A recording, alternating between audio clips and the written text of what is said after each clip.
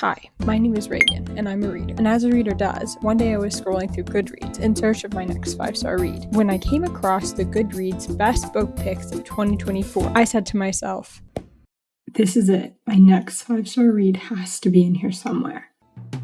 That's when I knew I was reading all of the best books of 2024. That list of books looked a little something like this. Out of this list, I had already read the romance, romantasy, and young adult fantasy picks, and I wasn't interested in reading the fantasy pick, the horror pick, or the genre in general, and the young adult fiction pick because it was the 5th in a series. So that left me with these 4 books, and that's where the first part of this video starts off. Hello everyone, welcome to today's video, and right here I'm holding a stack of the best books of 2024 according to Goodreads. The Goodreads Choice Awards, I think is what it's called, but it's basically where everyone on Goodreads can vote for the best books out of each genre category. I do have 4 that we're going to be reading here today to try and find a 5-star out of the best books of 2024. I've actually already started one, and that is going to be the pick for sci-fi, which is The Ministry of Time by Colleen Bradley. I'm about 50 pages into this book, and so far I'm really liking it. You'll get into a little bit more of my thoughts after we finish this intro. This is the book that I'm currently reading. I also have 3 other picks that we're going to be going through. For the historical fiction pick was Kristen Hanna's The Women. The thriller pick, The God of the Woods by Liz Morse, a book that I've heard so many good things about. I've heard to go into it not really expecting a mystery thriller and more expecting a literary fiction. So that's kind of the headspace I'm going to go into this one with. Lastly, there's the general fiction pick, which is The Wedding People by Alison Espa. I don't know how to say her last name. These are the 4 books we're going to be picking up in today's video, and I will let you know my thoughts on each. Starting with the science fiction pick, which is The Ministry of Time.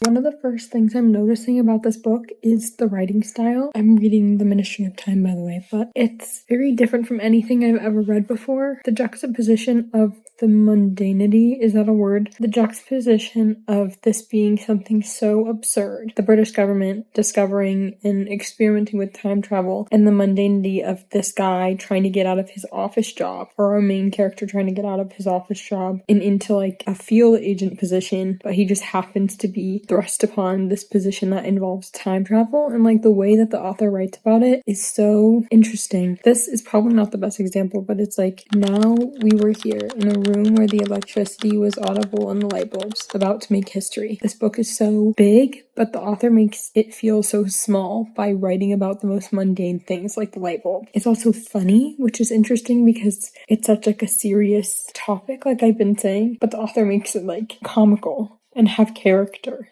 and feel like just has character, like one of those little quaint homes that have like the cute trim on them, and they have character, but they're like, you know, it's a home, so it's like serious. I don't know if that's making any sense, but the writing is really sticking out to me. I just learned that our main character is a woman. That's my bad. I don't know where I caught the gist that our main character was a man, but I am on page 8. I'm a little under halfway through The Ministry of Time by Colleen Bradley. I'm on page 148. Thought I'd give you an update on my thought processes and my feelings. In the beginning, when I started reading this book, I was thinking it was going to shape up to be a 5-star, but now I'm no longer thinking that. I've never read a book written like this. The way that it's written really makes me think and challenges the way I view narrative stories. I've been like heavily annotating, and all the blue tabs are just for phenomenal writing, and I have so many blue tabs. Just the way that this story is told will cut from the current events and what's happening to a little introspective moment about either time travel or our main character's childhood or just like something else. The way it's written, it's just like a narrator kind of interrupting the story to tell you an important piece of information, and then it's like, okay, and back to the story. And the use of foreshadowing, but like blatant foreshadowing, will stop and examine a really like thought-provoking thought-provoking way of thinking about time or time travel or like whatever. And then it will end the paragraph or the section by being like, and we didn't know this was going to happen, or like insinuating something negative that is probably going to happen at the end of this book, or something sinister. Like, here's an example. It wasn't a punishment I feared so much as the disempowering effect of punishment. Every step in my career had been toward becoming the monitor rather than the monitored. It wasn't that I didn't have moral qualms, but I felt that there was something sophomoric, unpragmatic about raising personal qualms in the jaws of the state machine. And so, in the back of my mind, an hourglass turned, kind of foreshadowing something sinister, or maybe like, this is going on and our main character is thinking about this, that this is a possibility,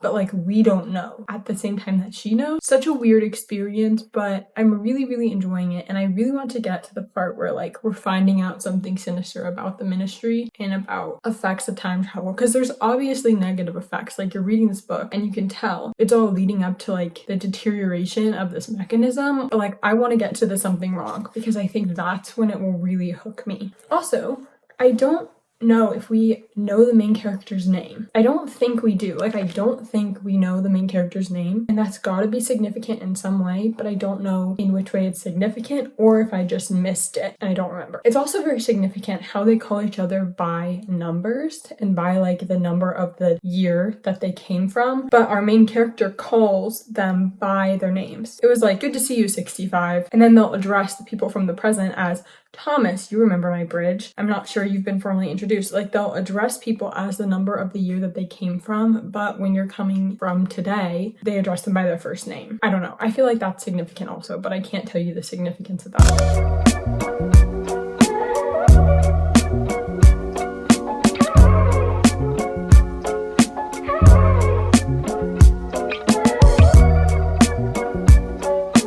I'm on page 292, and I only have this little bit left. 40 pages maybe? We're getting to like the action. It's picked up a lot. Right now, I would probably give it a 4 out of 5. We don't know the main character's name, and that was like brought up in the book, and it's very significant, obviously, but I don't know why, and I really want to look up why in reviews after. Also, we got to a little romance subplot, and I'm not like a huge fan of the romance, but I like how the romance was written because of how realistic it was. It's like two very insecure people getting together in a forced proximity situation, but not in the like tropey way of forced proximity, just like how some people fall in love because of situation. And that's kind of what this is giving to me. And almost like borderline obsession. Narrator main character is telling the story. She's telling the story like after the fact, because we'll have breaks at the end of chapters where she either breaks the fourth wall and explains something to you, or she will allude to something, everything deteriorating or everything going wrong, and like try and justify her reasoning as to why she was on a certain side of this conflict and how everything went wrong. And so you know, like this entire book leading up, you know something is about to go exponentially badly and something sinister is going on. You can feel it with how she talks about the ministry. She is ministry, so you feel like you should be getting more information than you are getting. And it's almost like willful ignorance, like she wants to be on the correct side and doing something important so badly, but she's just willfully being ignorant to the fact that she's chosen the wrong side. It's very, very, very interesting. I only have a little bit left, and I'm going to try and sit and finish it right now.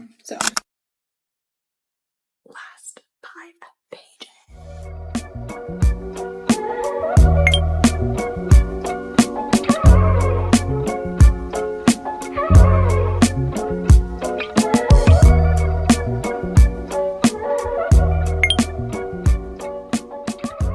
Sit and gather my thoughts. We'll reconvene in a little bit.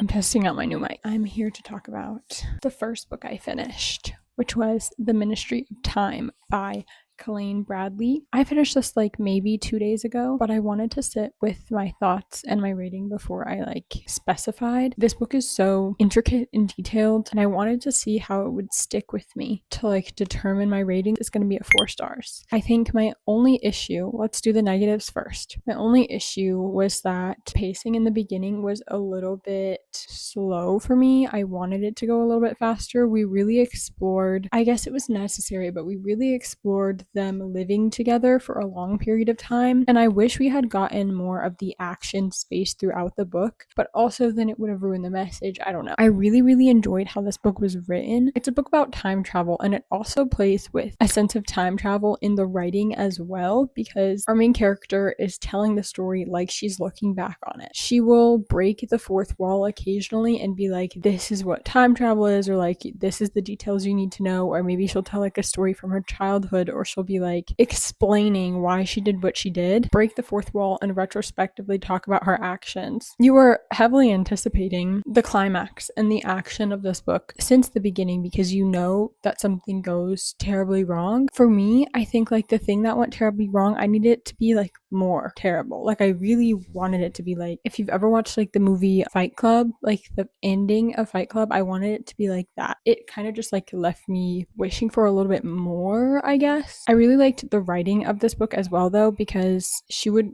have a line that packed so much of a punch that you immediately knew what she was talking about. Like you didn't have to sit there, and she was explaining the weather, so it was like it was gloomy, the clouds were looming, like all the stuff. She would say it in one line and it would completely encapsulate the setting in just one line. Very concise but flowery at the same time. Quite obviously very significant. If you're ever reading a book and you like the main character's name is not mentioned, the author wants you to see yourself in the main character, whoever you are. You have the ability of time travel in a sense. It's like kind of confusing and time warpy, but like so was this whole book because it's kind of about time travel in a way. The book talks a lot about the concept of asylum and immigration, and this whole book was kind of a commentary on the issue of immigration. It's supposed to, in the same way that like, what's that book called? The Midnight Library makes you think about your life. It's supposed to make you think introspectively about your own life and your own decisions and what has led you to this time in your life. I don't know. That's the best way I can describe it. It was good.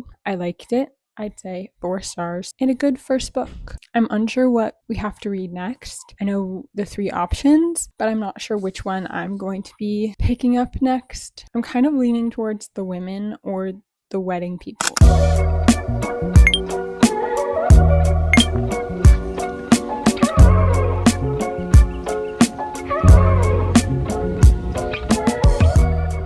I've started my next book, The Woman by Kristen Hanna, and I believe it was in the category for historical fiction, potentially. I have been reorganizing my bookshelves all day, which you can see behind me. I also have a video on it somewhere on my channel, probably before this one has come out, so you can go watch that if you'd like. But I've been listening to this all day while I've been moving my books around, and I've gotten to about the halfway mark. I'm on page 240. Yeah, 242. I'm really, really enjoying it so far. I've only read one other Kristen Hanna book, and it was Firefly Lane. So it was a historical fiction, but there wasn't any like action. This is obviously a book set and about the Vietnam War, so there's a lot of action, a lot of violence, a lot of different topics than the other Kristen Hanna book that I've read. It's weird because I've kind of started to feel like this sense of panic or anxiety whenever I keep reading, and I also almost feel the sense of dread or doom for our characters because it feels like there's no way that this could ever end happily, and maybe that's why so many people cry at the end of this book. I think I'm way more attached to the main character than I think I am, and that might come back and kick me in the butt when I like get to the end and realize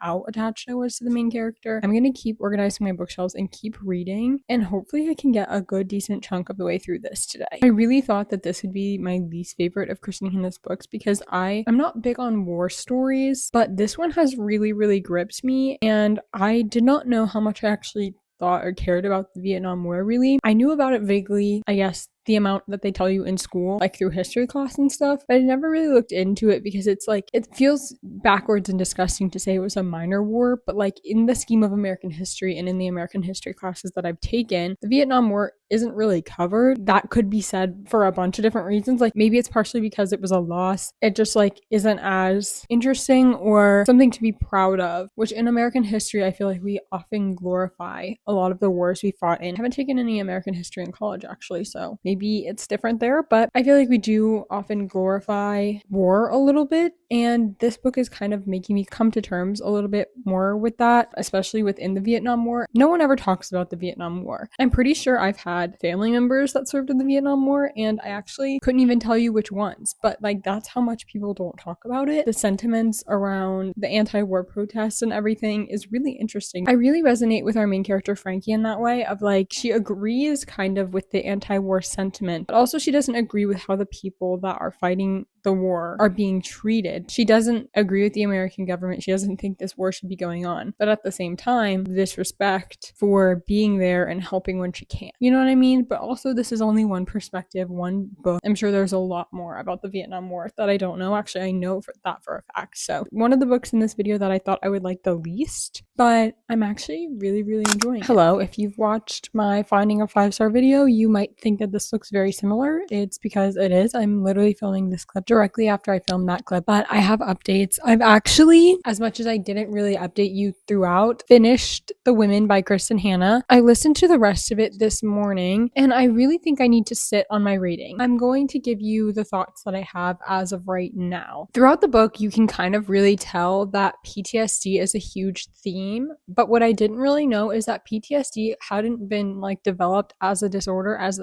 like a thing until in this book, and I'm assuming that's historically accurate. Like PTSD wasn't a diagnosable disorder until like, what was this, the 60s, the 70s. We got to see our main character Frankie deal with this PTSD, but in a very interesting way, because while I never read a book about someone with PTSD, I've definitely seen other media types and other things that represent PTSD in a way, or just like kind of generally know what it is from just living and being told about it through various different sources. But I've never been in the head of a character in this way that has PTSD. As the reader, I felt so anxious consistently while I was reading it because I was like, oh no, something's going to set her off. Something is going to go wrong at any moment, because she was so like, I hate to use the word volatile because that has such a negative connotation to it. She felt out of control a lot. And it was interesting to see someone go through PTSD who had really no idea what PTSD was because it wasn't a thing medically. Obviously, we think about it nowadays and we're like, of course, war veterans come back with PTSD, or like, yeah, that's probably what's going on with you. If you're coming back from a traumatic situation like that, or even just have gone through something traumatic, you can kind of like be like, oh yeah, that makes sense. But for Frankie, throughout her whole life, there wasn't anything to put a name to that feeling, and she really felt alone. There's so much more of a focus on mental health nowadays, and I knew like logically that it was kind of a newer thing and kind of a newer idea, but I never really contemplated what that meant for past generations and how that really affected them, I guess, and how if you don't have a name for what you're feeling, you can sometimes feel like you're out of place. I don't know if I explained that very well. This is a hard book to rate for me because I went through so many seasons of like liking Frankie and disliking her. And I know that that was the point and that was conveyed very well, because you're not supposed to just like be on Frankie's side at all times, because yes, she did some terrible things, but terrible things were also done to her, and that's just like humanity portrayed very well. It makes it hard to rate for me because I am so used to reading books with likable characters. I'm newer to the literary fiction and historical fiction space. I have come from like, my reading background is mainly in fantasy and dystopian books and romance, which you can have a morally great character, but most of the time you are meant and do root for the main character in those books at all times, and you are pretty much on their side for everything. They're the morally correct one, they're the one that you want to see succeed. But in this book, and a lot of the literary fictions I've been reading recently, there's so much nuance to these characters that liking them isn't necessarily the default. Like, it's not about liking the character. That's not the point. And I understand that, but it is a also difficult feeling for me to go through and to rate, because I've never really looked at that on a rating scale before as like something to consider. So that's why partially I'm having trouble rating this book. I also just haven't read a lot of historical fiction in general, so I don't really know what to compare it to. And while I do think this was like a good work of literature, I don't know if it's like historical fiction that really stood out to me among the genre, because I've read very few of them. I'm finding that I really do enjoy that genre. I think I just need to sit with it for a little bit, but I wanted to give you my initial thoughts upon finishing it. I actually like really want to call my dad now and ask if my grandfather served in the Vietnam War. I also don't know that much about it in history, so I hope I'm not saying anything stupid that I don't understand, but I'll come back and update you if I have a rating for it, or I'll put on the screen what I ended up deciding. I don't know when I'm going to start the next book, but I guess future Reagan will let you know in just a second.